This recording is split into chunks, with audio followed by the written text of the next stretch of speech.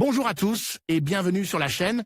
Je suis Gabriel Fontaine et ici on parle auto sans prise de tête.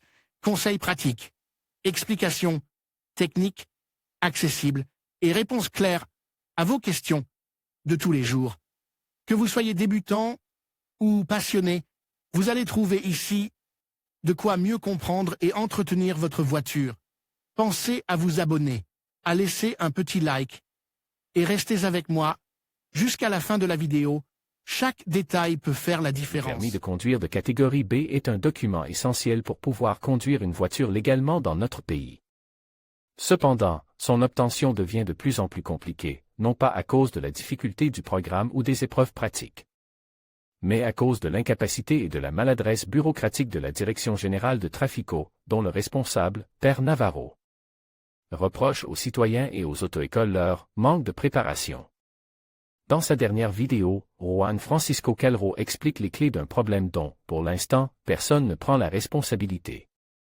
En Espagne, 2 millions de personnes attendent d'obtenir leur permis de conduire, un fait scandaleux qui est encore plus important. Si l'on tient compte du fait qu'un grand pourcentage de ces personnes ont besoin du document en question pour des raisons professionnelles, ou pour pouvoir acheter une voiture, ce qui a également un effet sur l'économie du pays. Cependant, malgré l'énorme quantité d'argent collecté par la DGT chaque année, il n'y a que 700 examinateurs sur notre territoire. D'où l'énorme retard accumulé.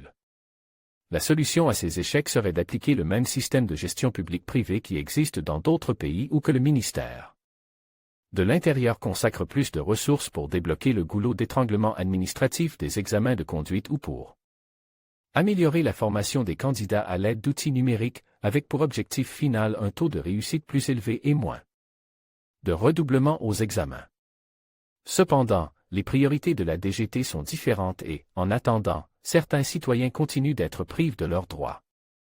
Abonnez-vous à la lettre d'information éditoriale de Caro en saisissant votre adresse électronique ci-dessous pour recevoir des mises à jour de nos dernières vidéos, opinions, actualités et articles de blog. Vous pouvez vous désabonner de ces courriels à tout moment. En vous inscrivant, vous acceptez les conditions générales d'utilisation ainsi que notre politique de confidentialité. En conclusion, le problème des examens de conduite en Espagne soulevait des questions cruciales sur la responsabilité et l'efficacité du système. Alors que de nombreux candidats se heurtent à des obstacles injustes, il est essentiel que les autorités prennent des mesures pour améliorer la situation. La transparence et la responsabilité doivent devenir des priorités afin de garantir que chaque aspirant conducteur ait une chance équitable de réussir. Il est temps d'agir pour que le processus d'examen soit à la hauteur des attentes des citoyens et des normes de sécurité routière.